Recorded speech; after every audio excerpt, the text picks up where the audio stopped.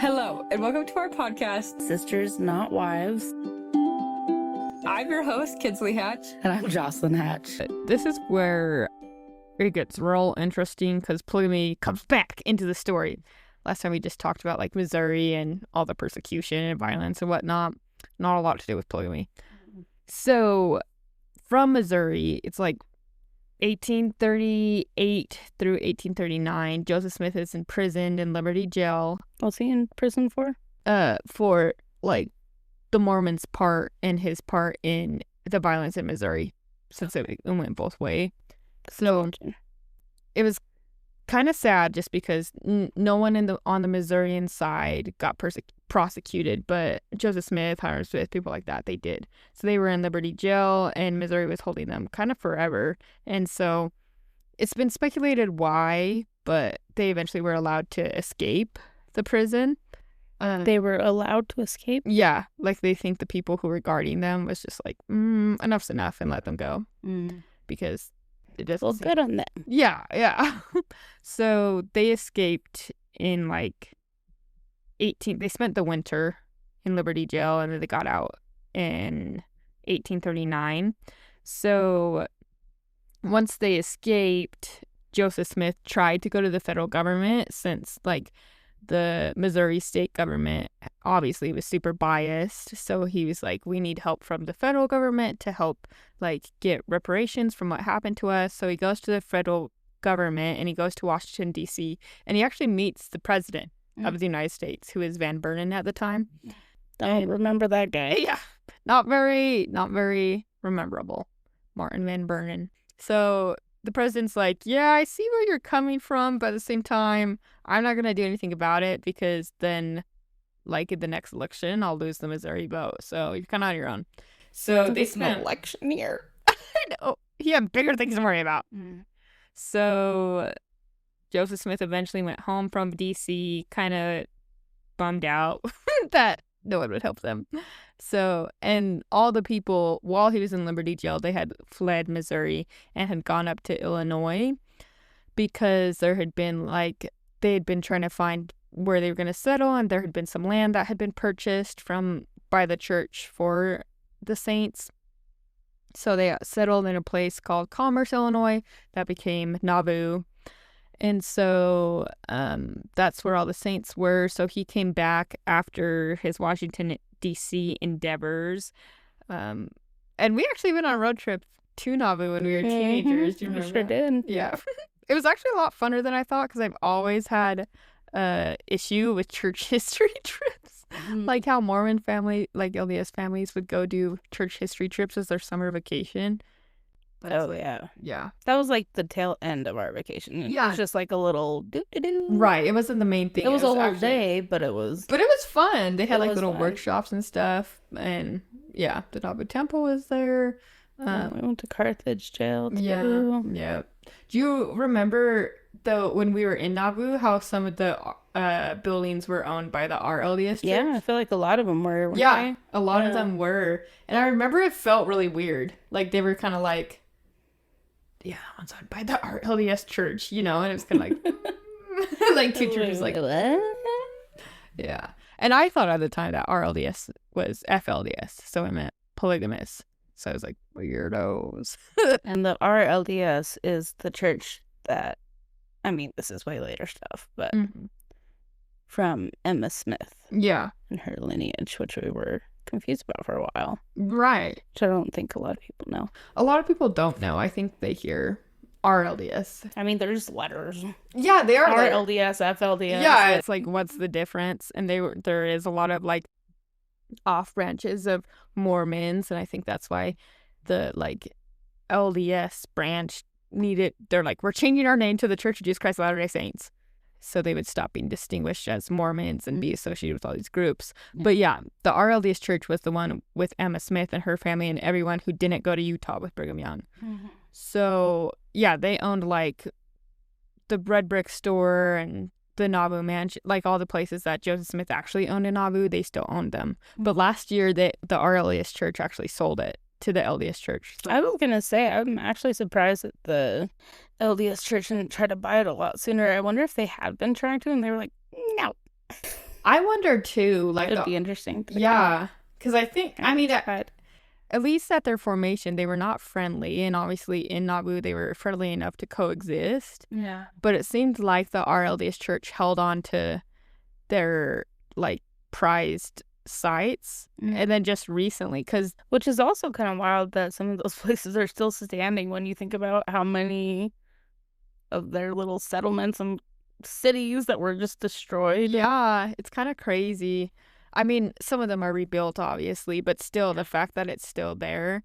But I wonder if the RLDS Church is running out of money or something, because they also sold the Kirtland Temple last year, I think, or 2023, to the LDS Church. I forgot that they own that. Yeah. What is the church going to do with that building? Do we know? I don't know. I don't know if they're going to keep it a historic site or like turn it into a functioning temple. But I'm not sure. I don't think I knew that. Yeah. I just didn't know that they owned that temple. Yeah, I didn't either until the news, like there was a big like news release. I think it was last year, if not 2023, how we, like the LDS Church bought the Kirtland Temple from the RLDS Church. And then, yeah, what is the protocol there? Like, can they just use it as historical? Can they reconsecrate it? Do they have to, like, redo it? Well, they definitely have to, like, under our theology, they would have to redo it and do it, like, a whole temple ceremony for it if they were going to use it as a functioning temple. But I mean, like, would they have to tear a lot of it down? That sounds sad. Yeah, I don't think they would. I think they would want to preserve it, so I don't know, but kind of crazy. So all that just happened like last year. Oh, I didn't even hear about that, honestly. Yeah, honestly, it's like, I don't know, like who keeps up with church news? Nerds. So you just made it clear that you're cool. You're like, I didn't hear about that because that's boring. I mean, actually, in relation to this podcast, it's interesting. Yes. Of course, I feel like this podcast has changed me. We're not even that far into it. But I'm like, I live in a house that's built in 1879. I'm like, I wonder what church history is here. I know, never did you think you'd be interested in church history. That's crazy. And then I'm like, every house on our block is old. And I'm like, it is? But still, that's weird. What's for weird? Where I live. It is weird. It's interesting that just like in the middle of the suburbs, you have a super old building. And it does make you wonder, because polygamy was still like being practiced in Utah in the 1870s. So it very well could have a lot of history. Interesting. Find out somehow. I don't know, right? But yeah. Well, even the house in Bountiful, that was Anson Call's house, is still standing. One that's super haunted. Mm-hmm. In Nauvoo, because it's kind of by the Missouri River, it's like swampy area. Oh, is this when everybody got sick? Yes. I didn't know you knew that, because I didn't know that. Yeah. I kept wondering where it was that where they got all sick. How did you know about that? Just from like church movies and stories and stuff. Really? Yeah. For some reason, there's like distinct things that kept in my memory from church history, but that was never one of it that they got sick. Yeah. Like it was more like pioneers going across the plains and getting sick, you know? That's what No, I remember there was somewhere where that it was because of the swamp and the mosquitoes. Yeah. So you're about to tell me about it. Yeah, so in 1840, they're settling the land and like draining the swamps and making it into a city. But because it's swampy and there's mosquitoes, a malaria epidemic breaks out among the saints. Yeah. That just doesn't sound like a great time. No, especially back then. And so many people, especially because it was super humid. Yeah, super humid and hot. And they were like, a lot of them were refugees fleeing Missouri. And so some of them, they'd already gone through a lot. A lot of them were already not in the greatest health or greatest financial situation. And then they're building the city and malaria starts getting passed around like crazy. And they're a close-knit community too. So lots of people are dying. The first bishop, Edward Partridge, he dies. And at the same time... Huh? Yeah. Honestly, I haven't talked a lot about him because it's like, meh. But his daughter ends up marrying Brigham Young, so that gets interesting. But yeah, so it's a super hard time. Luckily, the Illinois people are really sympathetic to the Mormons because of what happened to them in Missouri. So that's good. They have friendly neighbors. But besides that, everyone's getting sick. People are dying. And on top of that, there was like a movement to send a lot of people, like missionaries to England to go preach. So a lot of the quorum of the 12 apostles are not in Nauvoo helping. They're in England.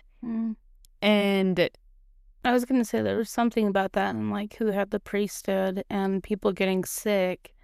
And who was it? I feel like there was one of the women in history that was like, you know, forget this. I'm going to give you a blessing. oh yeah, I think it was Mary Fielding Smith. Yeah. Yeah. I think that was when she was on her way to Utah with the ox story. Yeah. But still, yeah. And so No, I feel like there was a couple of different stories. That was one of them for sure. Oh, But I okay. definitely feel like there was a time where there wasn't like a lot of men around and a lot of priesthood holders. So like the women were giving blessings and stuff. I mean, I don't. You tell me. You're telling this story. Well, I'm sure there are lots of stories like that, and I wouldn't be surprised because, yeah, like Brigham Young was gone, Heber C. Kimball was gone, and then with Missouri, a lot of people had left because of everything that happened there. So, Sidney Rigdon, who was the first presidency was Sidney Rigdon, Hiram Smith, and Joseph Smith, and Sidney Rigdon got super, super sick. And he struggled with poor health for like pretty much all his life because of what happened to him. He was tarred and feathered like Joseph Smith, and he was mobbed, and like he suffered like severe like head injuries from all that. And so he got super sick from malaria. A lot of people were dying. Joseph Smith's dad, Joseph Smith Sr., he died during the malaria epidemic. Oh, really? I didn't know that. And so it's just a lot. Was his family like with him throughout this whole thing? I don't think I realized that. Yeah. Honestly. Like, Well, besides his brothers. Right. Like Hiram Smith was like very involved in the church, and they were like best him and friends. Samuel are the only ones I feel like are really. Yeah, Samuel honestly took over taking care of the family, really. So he was like a really big man. Kind of all the Smith brothers were, and he was a farmer. And so like Alvin, their brother, died when they were younger, and then him and Joseph and Hiram were tight and doing most of the leadership in the church together. And then Samuel Smith was kind of in charge of taking care of everyone else in the Smith family. But they would like Joseph Smith Sr. was like the first patriarch for the church, and they followed him around. They would go with the saints, and they were very much a part of it. But it's not like all of the people in his family were like leaders in the church. They were just like supporting and around. Yeah, for some reason I just never thought about them being there with him. But yeah, they were all together in Nauvoo. And it's kind of crazy what happens to them after Joseph Smith and Hiram Smith are killed. Yeah, so Joseph Smith is like trying to build up a city with not a lot of support because his people who he used to rely on are either like away on missions or dead or dying and can't help. And so it's kind of a hard time. And then kind of and this is also where like the baptism for the dead, because death was on their mind probably so much back then with the whole malaria epidemic, that the revelation for the like baptism for the dead. To do that. Huh? They didn't even get to be baptized yet. Yeah, so that's where it came to be. But so Joseph Smith is trying to like handle all this, and then he gets a letter from a stranger who he's never heard of before, named John C. Bennett, and he introduces himself. He's like, "Hi, I am a pretty high-ranking leader in the Illinois militia, and I'm a doctor. And I really want to become a part of the Mormon people. I want to be baptized, and I have a lot of skills, and I'll be able to help you in Nauvoo. And I would love to come be a part of what you guys are doing." And Joseph Smith is like, "Oh, okay." Sounds like a red flag. I know, right? It's like some of the letters. Oh, okay, here's a phrase from it. He says, "Your people will become my people, and your God my God." And then Joseph Smith is like, "Oh, interesting." And then he gets 2 more letters from this guy, and he says things like, "My anxiety to be with you is daily increasing, and I shall wind up my professional business immediately and proceed to your blissful abode if you think it best." So he's like love bombing Joseph Smith. Yeah, for real. He's like, "Do I tell him it's not all blissful over here?" No, he's like, actually, people are. He's like, "I'm gonna give him a letter back," and dude just shows up. Yeah, he's like, 3 letters, I better write. He's like, oh, you're here.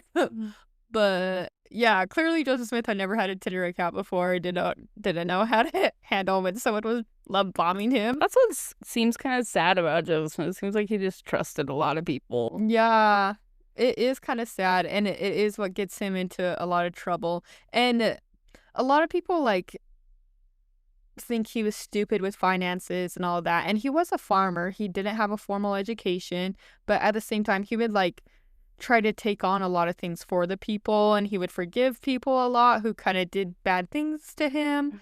And he would he seemed a little bit gullible, honestly, which was weird because he was still a very charismatic leader. And at times he was actually really brilliant. So it is kind of interesting that he also had that part of him. Yeah. But I think also he's just in a vulnerable time right now. Like, he doesn't have anyone. Suddenly this person is presenting themselves. Anyway, so Joseph Smith is like, yeah, please do come if you can help us. And so this guy shows up into town and immediately becomes like the hot topic because he's like this handsome bachelor, like doctor man who's like super good at public speaking, who's very knowledgeable in like legal and the political world. And so he starts advising Joseph Smith, and he's like, okay, we have to create the government to be powerful. And they both agree, like, let's make the government powerful so we can protect ourselves so we don't get slammed like we did in Missouri. So he starts advising Joseph on how to build the city charter, and he like quickly rises to power. People are like, oh my gosh, this guy is cool. It's like Fiyero coming into Oz. Everyone's like, this 40-year-old is hot. So, yeah, they build this charter, but they have to get it approved by the state legislator. And Joseph Smith literally couldn't get the president of the United States to help him with like the blatant persecution they had in Missouri. So he's like, I don't know if the state legislator is going to approve this charter, because basically what the charter was like a constitution for the state government, or sorry, for the city government. And they made it pretty much as powerful. They took all the powerful parts of all the cities around and like super powered their own city so they could do things like have their own standing militia. And then like the separation of power wasn't great. Like the mayor and the city councilmen were also the judges in the city courts. So not great. But and the court could do writs of habeas corpus. So if someone was trying to arrest someone, the court could decide if they were allowed to detain them or not, which was great for Joseph Smith because he was getting arrested all the time. So it's basically saying like the courts could decide if someone could be extradited out of the city or not. So what? I can just picture this guy like selling him on it and being like, yeah, man, we'll do this and this. And he's like, oh, I mean, I don't know. That's what he's like. And you won't ever get arrested again, man. And he's like, do like that. I know. He's like, say more. Like, for real. So, yeah. So, but he was like, we have to get it approved by the state legislator. And John Bennett's like, don't worry, Jojo, I got it. And so he goes to the state legislator, and he is like a very good politician. And he basically plays the state legislator. The two big parties at the time were the Democrats and the Whigs. And so he basically plays both sides. It's like, hey, if you approve the city charter, you'll have the Mormon bloc vote. And so he pretty much tells both sides that. It's like both like are like, okay. And they approve this charter that is super powerful. wow. And so now, so he comes back, and Nauvoo has this like fortified government with some blurred lines, with kind of separation of power, and they can have their own militia. And so That's wild. yeah.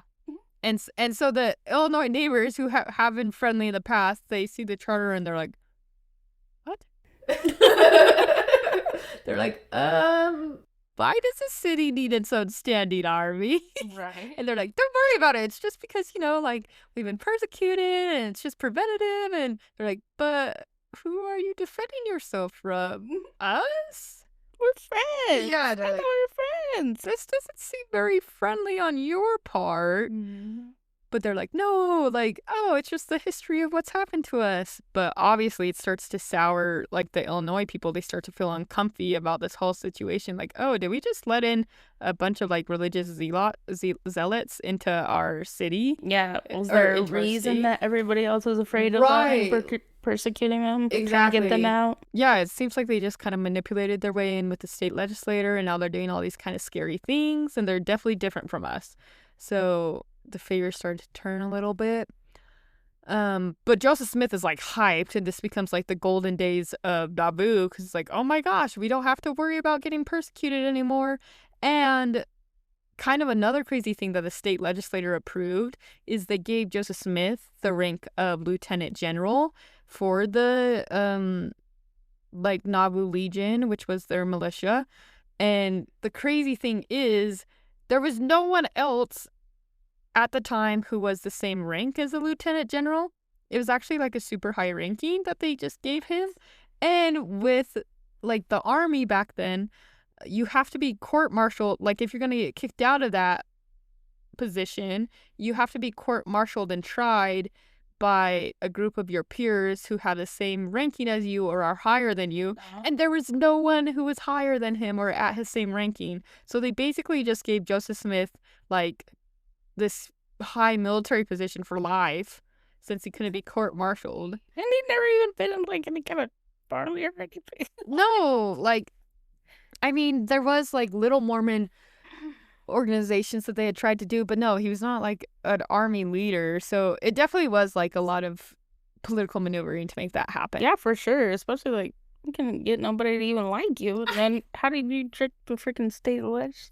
What? Yeah. I mean, honestly, a lot of it had to do with John C. Bennett. He was obviously. Yeah. Yeah. Joseph Smith couldn't get anything done with the government. And then Bennett stepped in and suddenly things started to work for them. And he had what Joseph Smith didn't have, which was a formal education. And so he knew the law and he knew politics, and he was able to... So what's this guy's move? I know, right? It's like, interesting that What you're do you being want? so helpful. He's just like, a group of people like him. Right. Well, so the it gets approved, the city charter gets approved in December of 1840, and then they hold elections. And guess who's elected the mayor of the city in February? Who? John C. Bennett. Little John C? Yeah. So he, like, gave himself this position, all this power, and then he's like, I should probably run. I think it's what the people want. Yeah. And the people did want it because they elected him. Mm-hmm. And then Joseph Smith and Hiram Smith and, like, a bunch of other church leaders were the city councilmen. So, and that's another red flag where the not Nauvoo, but, like, the Illinois people were like, this is looking more and more like a theocratic government over there. Like, your church leaders are also your government leaders. Mm-hmm. And you also have made your government super powerful. Mm-hmm. And so, but the people, like, love John C. Bennett, and Joseph Smith is like, yeah, he's the guy. He did what I couldn't do at a time where I was getting help from no one. And so, yeah, things are going really well. People are starting to prosper again. But Emma Smith's like, I'm fishy of you. Like, she's like, I don't know about this John C. Bennett guy. He seems kind of, like, really into himself, and there may be something going on. Mm-hmm. And then eventually... She's like me. She doesn't like anybody that's, like, overly charismatic. Yeah. You're like, oh, that's screw you. You think you're so cool. You conventionally attractive loser. Just say what that is, because it just sounds weird.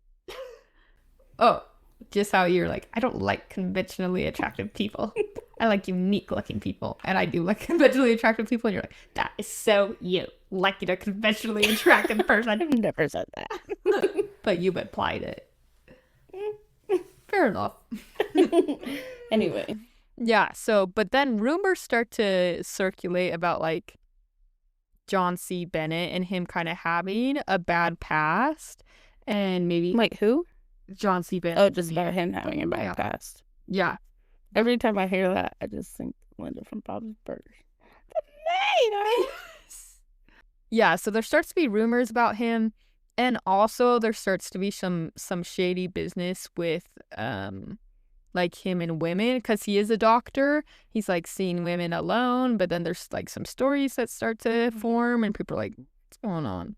But at the same time, he's getting more and more powerful in the city. He becomes like, he gets a whole bunch of positions. When Sidney Rigdon is sick, he isn't a part of the first presidency, but he's an assistant to the first presidency.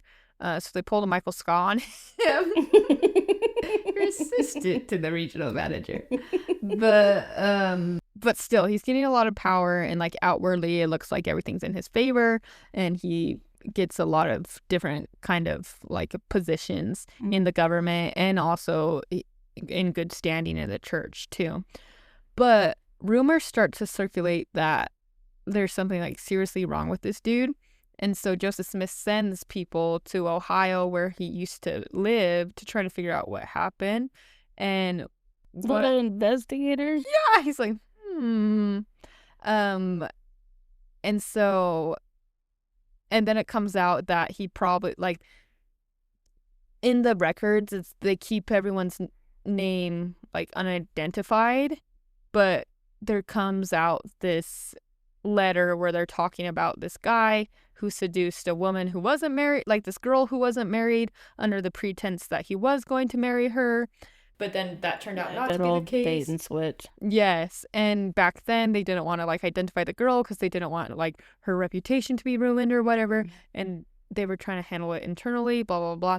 But then they find out that Bennett, who was saying he was single and a bachelor, was married and had kids, and he left them. Yeah, in Ohio. And so what comes out is that that he cheated on his wife over and over again, and he would in particular like sleep with married women or get with married women and break up families. And he did that with like 6 or 7 families. Wow, like get them to leave their husbands for him? I mean, it's not very, there's not a ton of detail in the records, so it just says like he had broken up 6 or 7 families from this kind of like escapade that he would do.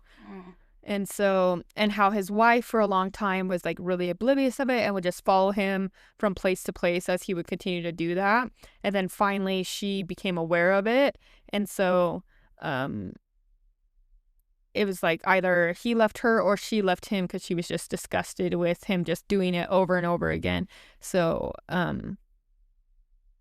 but they were still married. They didn't get a formal divorce or anything. So they find that out. And so Joseph Smith confronts Bennett about, it's like the summer of 1841 at this point. Oh, I get where this is all going. Hold on.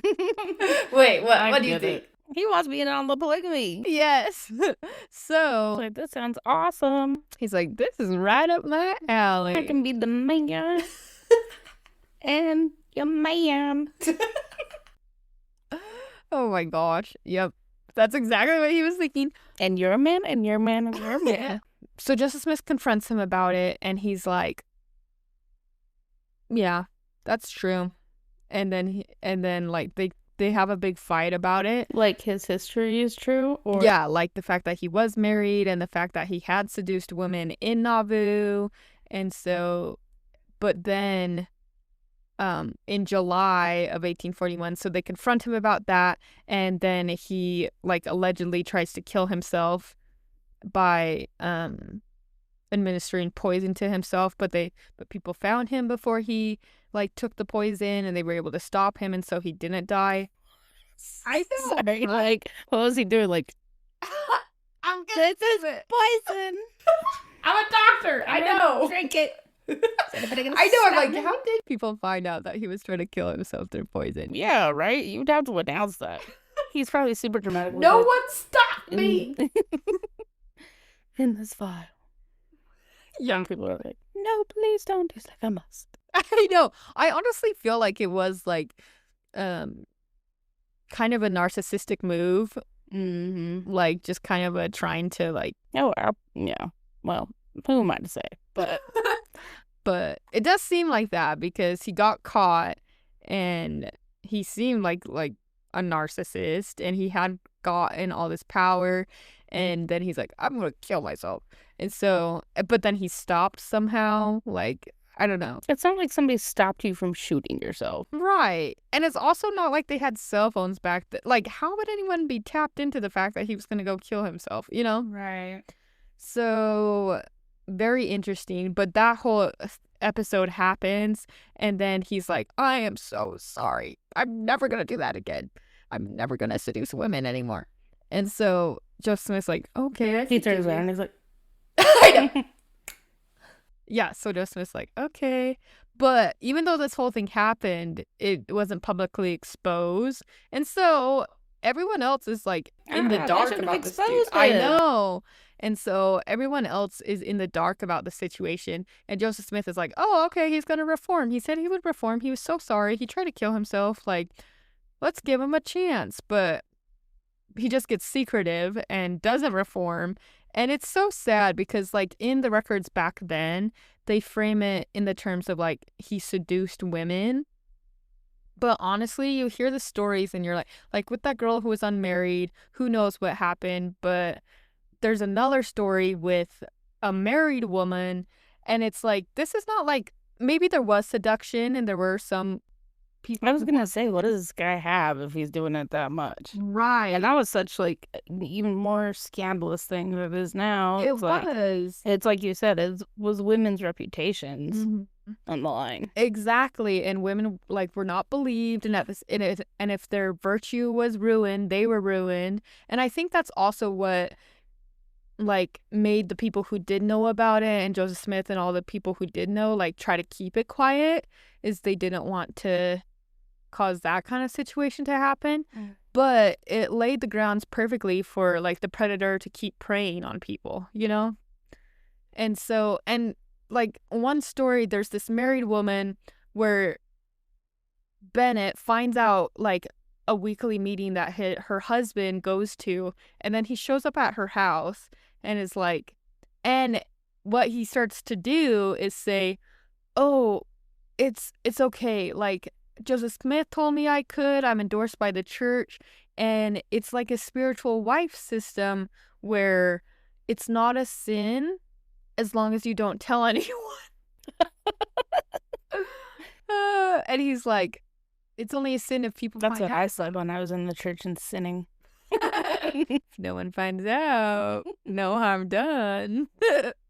But it was this, like, free love type of mindset. Like, you don't have to be married. It's like spiritual wives. You could just sleep around. Didn't you know about this part? Yeah. I heard about Were this. you sleeping during Sunday school? Secret. So, yeah. So manipulative. It is What so an manipulative. a-hole. And he started telling other guys about it, so they formed their own little circle and started. Oh, this is where they started the F-boy circle. Yes, that's exactly what they were doing. But it went even further than that because, like, this married woman, so he starts showing up at her house and she writes this witness of it. Actually, I don't think it's firsthand from her. But, so he starts showing up at her house when her husband's not there and trying to seduce her. But honestly, that's, like, the terms of the time. It honestly sounds like sexual harassment and possibly, like, rape and that kind of crap. Because he shows up, she tries to deny him, he's super persistent, super aggressive, and then it's unclear of what happens, but it says she denies him, and then he does it the next time her husband is away, he comes back, and so by the third time, the wife, like, begs her husband not to leave to this meeting, because she's scared to, like, it says she was scared of Bennett's status, because he has so much power in the church and in the government. He's the freaking mayor, you know? Yeah, And he's so, probably for sure threatening her with that. for sure. And so there's that power dynamic going on. And also, it says she was scared of what, like, her husband would think if he found out. So, It's because sad. it is sad. It's like women aren't believed. So if something happens, Can't turn it anywhere. yeah, like, her husband is probably going to blame her. And so all she can do is, like, beg him not to leave to his meeting. And finally, she's, like, so desperate about it that he's like, fine, I'll stay. And then, lo and behold, who comes knocking at the door but Bennett? And the husband's like, what are you doing here? And so that's, like, the whole story of it, which is 100% sexual harassment. And if it got further enough, rape, you know? And so it's just so sad because it's not just like this guy was like a charismatic dude who women just fell for. Like, they were definitely hyper aggressive, using religious manipulation to get what they want, and honestly, like, preying on women, these like religious women in a conservative community who probably weren't even used to that. So maybe some people liked attention, but also a lot of them probably just didn't know how to deal with someone being that aggressive, especially a powerful man, and they're a woman, you know? So super sad. And other men start doing it too, all with this rumor that they're being endorsed by, it's like secret, as long as you don't tell, it's fine. But, and so obviously, so eventually, and just Bennett starts a brothel behind the temple. What? Yes.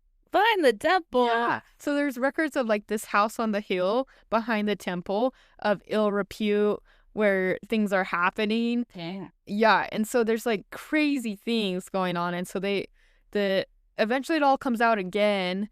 And there's like a lot of like back and forth, like, stop it. Okay, I'll stop. No, he's not actually stopping. And so, eventually, like, everything comes out, and Joseph Smith is like, enough is enough. And, John Bennett, in May of 1842, he gets disfellowshipped, but it still seems like they're kind of cordial with each other. And he writes out a statement saying that, like, Joseph Smith, I did seduce women, because now it's like public. And Joseph Smith, before all this, in April and before this, he starts to publicly expose what Bennett's doing. And there's newspaper articles about it, and he preaches against it, warning people about anyone trying to say these things to them about like, if someone tries to seduce a woman using this like religious logic or whatever, like, it's not coming from me, it's of the devil, blah, blah, blah. So they start a campaign to go against what Bennett is saying and to expose him. And so he gets disfellowshipped in May 1842, and he writes a statement saying, like, I did seduce these women, but I was never endorsed by Joseph Smith to say these things. Joseph Smith never taught these things to me. And so he signs that statement, but then he's pretty much like run out of town after that, because people are like, you were our mayor. And then like all these women are coming to have stories about what he's done to them, and then obviously just not a safe dude. And so he flees / kind of is run out of town. And then later on, he recounts his statement and was like, I was forced to write that. I was like bullied by Joseph Smith, and he actually was telling me I could do that. And he starts writing a bunch of articles and sending them to like secular newspapers in the area. And he writes like, this guy just stirring the freaking pot. Right. And so, and this is actually where The Handmaid's Tale, like the author of The Handmaid's Tale, talks a lot about how she did a lot of research with Mormonism to kind of pull some things into her book. Oh, interesting. I didn't even know that. Yeah, I read about it, or I listened to it in like a master class.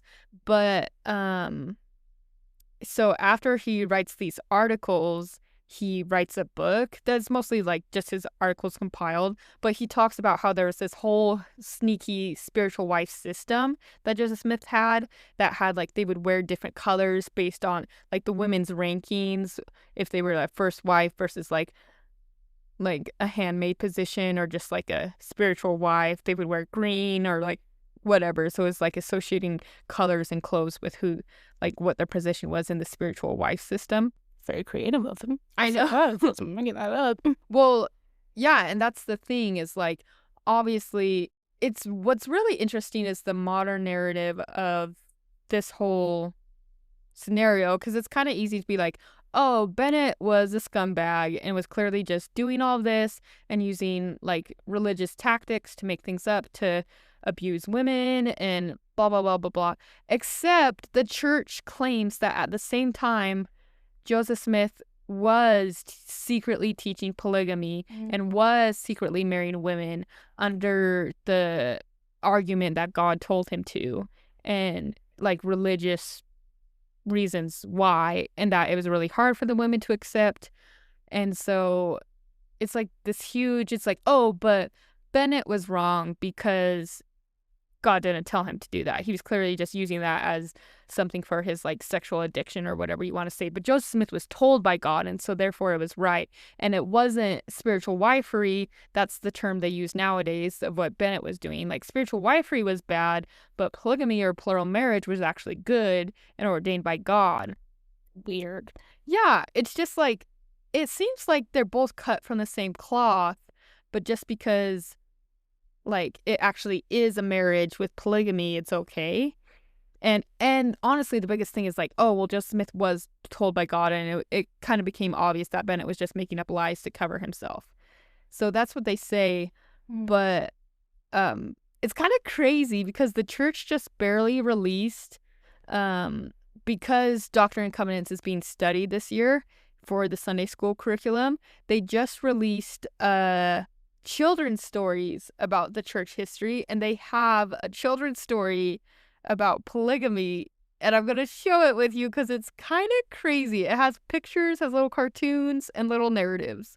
So, yeah. Oh my God. Okay, so the lesson is called Plural Marriage, Faith to Obey a Law from the Lord, even when it's hard. So that's the lesson of this whole thing. Here's him reading the scriptures. He's confused. While the prophet Joseph was studying the Bible, he read about prophets like Abraham and Moses, who had been married to more than one wife. Joseph wondered how the Lord felt about that. So he decided to ask the Lord. It's like, God, I don't get it. He's like, the Lord said that usually a man should have only one wife, but sometimes the Lord commanded his people to be in marriages of one man and more than one woman. This was called plural marriage.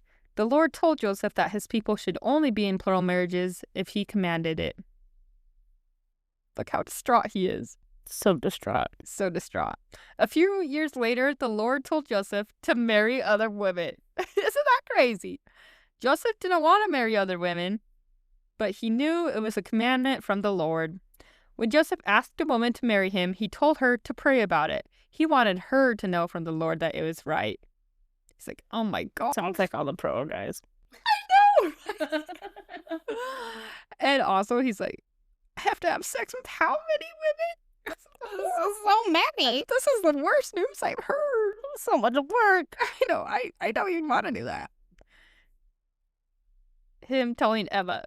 This commandment was also hard for Joseph's first wife, Emma. Sometimes Emma helped Joseph decide who he should ask to marry him. Other times, Emma did not want Joseph to marry other women. So, babe, you'll never believe what God said. I love all their faces, too, this one. I know. Joseph taught the 12 apostles about plural marriage. It was a hard commandment for them, too. Everyone's like, what? I definitely don't want to do that. How could you eat? I'm confused and so sad. He's like, I know, guys. It's literally the worst. The worst thing ever. But I have to tell you. Brigham Young and his wife Mary Ann prayed a lot to the Lord about what to do. They learned that they should obey the commandment of plural marriage. Crazy. For many years, some of the saints were asked to be in plural marriages. People outside the church did not like plural marriage. We don't know why. They made laws against it. Some saints, including church leaders, were put in prison.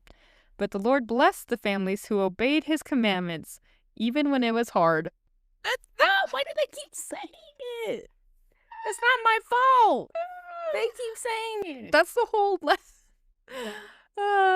That's the whole lesson of the story they're trying to teach. Like, it was a hard trial for them. It was super hard. No one wanted to do it. Everyone hated it. But God said they had to. But we're not going to tell you why. God said they had to. Yeah. We're just going to tell you that.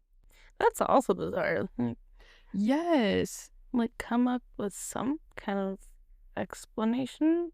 Right. This is like the weirdest story ever. And I get it. They're trying to simplify it for children. But at the same time, it's like, this literally makes no sense. Like, yeah, God said you can't do it unless I command it. And then he commanded it. No reason given. Everyone hated it, but they had to do it because God commanded it. No reason given. And honestly, that's like the whole thing that bugs me about polygamy and about the history of polygamy is this like mentality of blind obedience, and there's a lot of talk about like how life is hard and how like you have to get through trials and blah blah blah blah. And like there is like merit to that, as in like persevering and doing hard things, blah blah blah.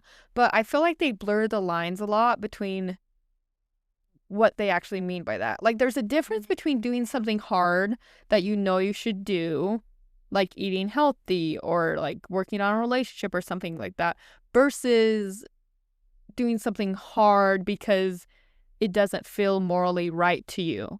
Yeah. Like those are two very different kind of hards. And I feel like the church tries to teach you, like, if the Lord commanded it and if the church says so, then you need to do it even if it's hard, because that's how obedience works. And you'll be blessed for it. And it even says it. That's what I was thinking. It's trials and blessings and trials and blessings. Exactly. That is literally their whole thing. And that it, like, even though you're having a hard time and your life sucks, just persevere and you'll be obedient and rewarded in this life, in like the afterlife, if not. It's like, yeah, exactly. That's always the catch. And that's honestly what polygamy, like how they were able to like hook their participants so deeply, is it wasn't about this life, because it was pretty miserable for most people, but it was all about like glory and salvation in the next life. And I think that's what's so dangerous about institutions and about religion, is when you try to take away people's moral compass and say, just listen to an authority, whether that's in religion or in government or in culture, whatever it is. Like that mentality is really like cult thinking. It's exactly what cults are. Yeah, it's literally like blind obedience no matter what, not looking at the morals of it, not looking at your own feelings of it or your own intuition. And it's just so bizarre to like have something like a religion that teaches these specific set of morals, but there's like, here's the morals, but actually there's a loophole of the thing that you just, even if it goes against your morals, you still gotta like listen to. I don't know. It's weird. And it honestly, I feel like it's really important for us to like address this and change it, because a lot of people are like, oh, well, polygamy doesn't matter because we don't practice polygamy anymore. But this kind of thinking is in the church because of our history, and especially with people's sexuality and how we look at virtue and how we look at women and how we look at men. Those are all still very relevant things inside the church and honestly outside the church in the world today. And it's super important, in my opinion, to teach girls that and boys, like, to really listen to yourself and listen to your intuition and be able to stand up for yourself, even against authorities or even against what other people are saying. Yeah, and the church does teach that in their own narrative, like, oh, if someone ever offers you drugs, or if someone ever blah blah blah blah blah, if someone's pressuring you to have sex and you don't want to, like, say no. So the church does a good job at that. But when it comes to like anything that they don't, that's not in line with their standards, it's like, oh, well, you should just need to blindly obey. Which I don't think there's like a ton of cult leaders in the church. There are some there's like, you can talk about what's in the church all day long, but one big thing that I think comes from this is making people vulnerable to predators. Like, I think that's why Ted Bundy found himself so easily planted in the Mormon community when he was in Utah, was because it was a bunch of oblivious people who just took people's word for it and went off of appearances and were not in tune with themselves enough to protect themselves. Yeah. And I feel like that's kind of the crux. And church members still struggle with that today, because there's still remnants of polygamy in the church. There's still the fact that a living man can be sealed to multiple women, but a woman cannot be sealed to multiple men. Like, with every divorced person, that's also really interesting. They don't really talk about that. I feel like they don't. They don't. They 100% don't, because they're, and even talking about the history of polygamy, like, I feel like all of this is coming to light for a reason. It's not because for a long time they buried it and didn't want to talk about it and whitewashed the history or ignored it because it was uncomfortable and no one had the answers. So it was easier just not to talk about it. Yeah. But right now in the church and in Utah, there is like an ideological war happening about polygamy and the history of the church. And like, people are questioning it and looking at the actual history instead of what's just been told to them all their lives, and not just like anti-Mormon versus Mormon, but just looking at the history. And it's an ideological... Just what the freak happened. Yeah, like what really happened and what forces were at play to create these narratives that we know now on either side. And so there's this ideological kind of revolution that's happening where people are doing that.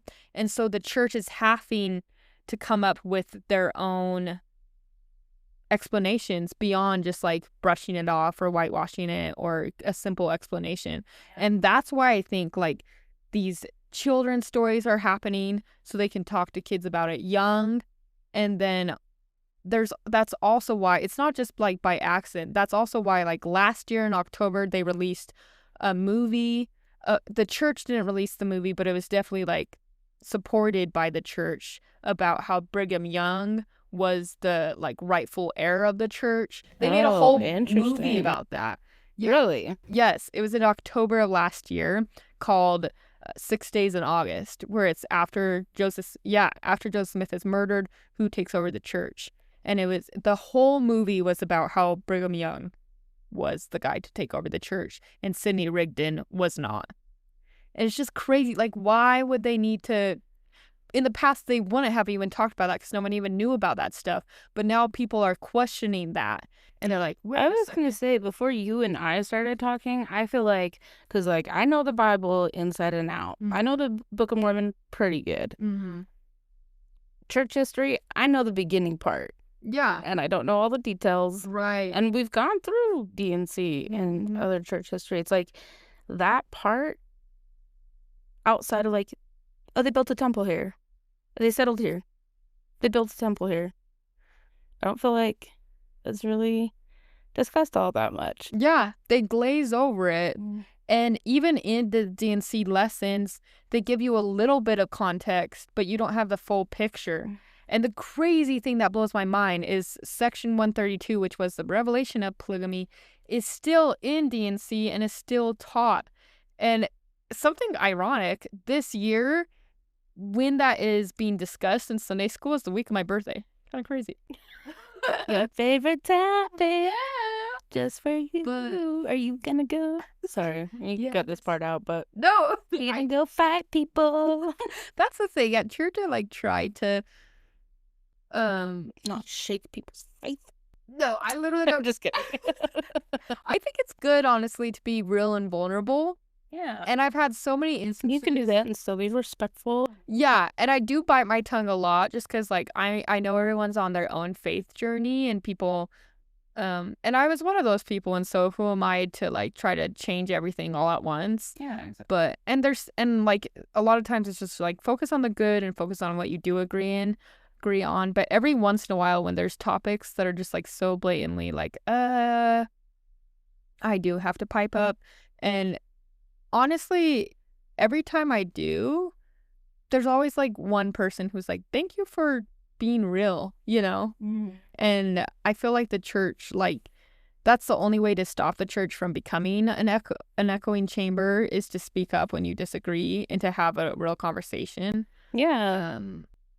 But Section 132 is wild.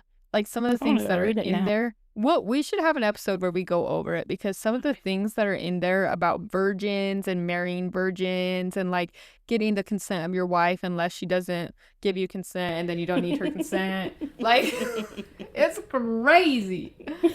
And so, but all of this is because people are starting to question it. And I just saw people are getting survey requests from the church about what the perspective of polygamy is. Oh, interesting. Yeah. And one of the questions they're like, do you think Joseph Smith started polygamy or Brigham Young? Really? Yes. Oh. So it's becoming more of a big issue that the church just can't ignore. And more people are starting to realize maybe there's a different truth than what has been told. That is really interesting. That blew my mind. I saw that like last week that people were getting surveys like that. Dude. And I was like, the fact that they're actually acknowledging it, that's kind of crazy. Like, they're trying to figure out what they're supposed to do. So, like, in my hopeful perspective, I'm hoping that they'll realize that they need to, like, denounce polygamy once and for all and just be real about it, you know? Yeah.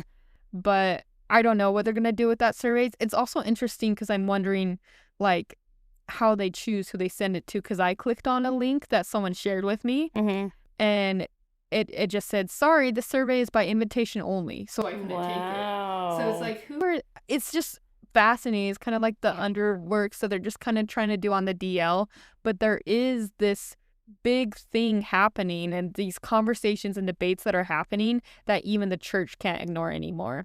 And all that stems from this kind of history.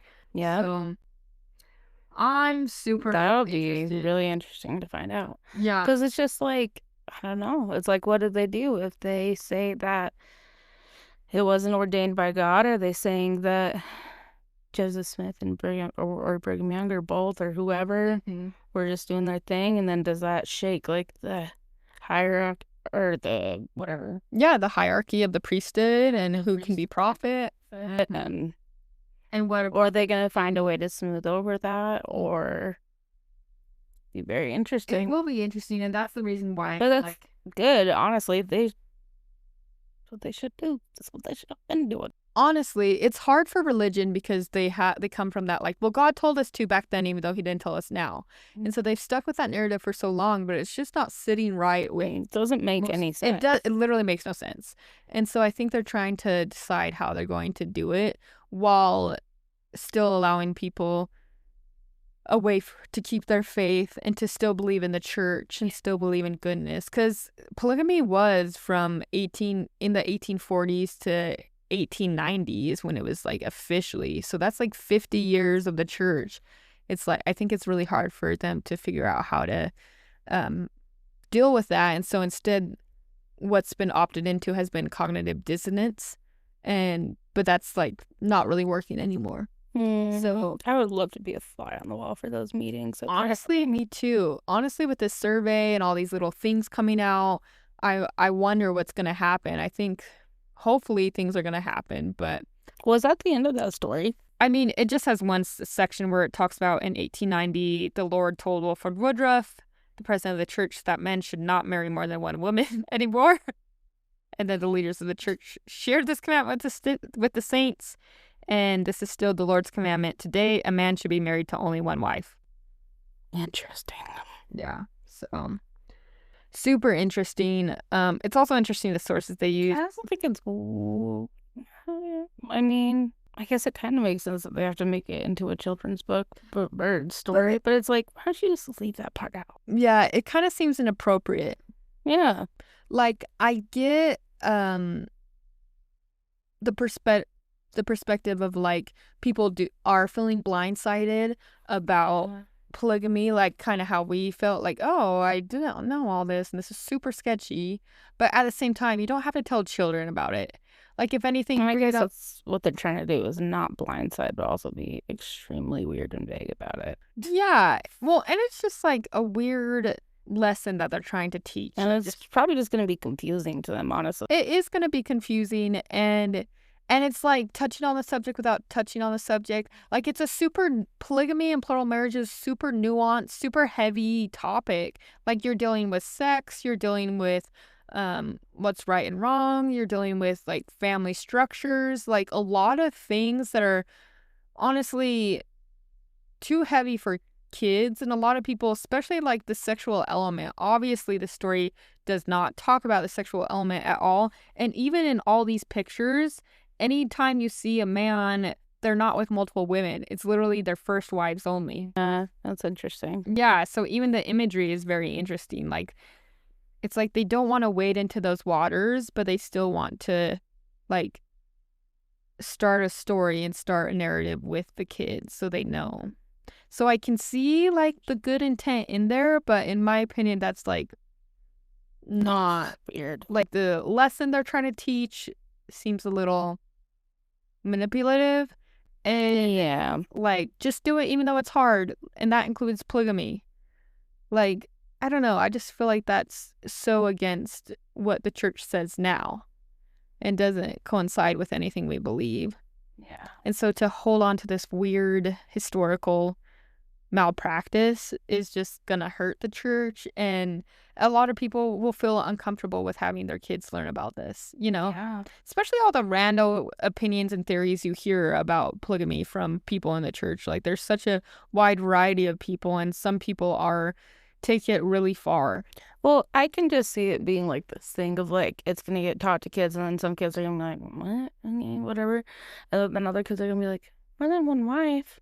What does that mean, Mom? What does that mean? Right. So can I marry one? Yeah. Just like It's just how kids be on their questioning journey. Yeah. It's like, exactly. I don't know. It's like, I don't know. It just does seem like not appropriate to talk about with kids. right. And I get their good intent behind it, but at the same time, it just feels like they are trying to release their own stories and their own narrative in every capacity but at the same time, that survey is what got me. I was like, interesting. Are they looking to change things or what? Yeah, so it will be interesting. The next episode, I want to talk about what's happening in England with a lot of the Quorum of the 12 Apostles when they were on these missions. Because in my opinion, that's where polygamy really got started. Oh, were they Brigham Young. ran with the Brits? Yes. Oh, Yes. I didn't know that. And even before that, there had been some East Coast missions where missionaries who became 12 apostles ran into groups of people who practiced polygamy. And so they first got an introduction to that. And then in England, there's some pretty crazy stories about what these missionaries were doing and then how it connects to polygamy once these missionaries come back to Nauvoo in 1842. Wow. This is so much.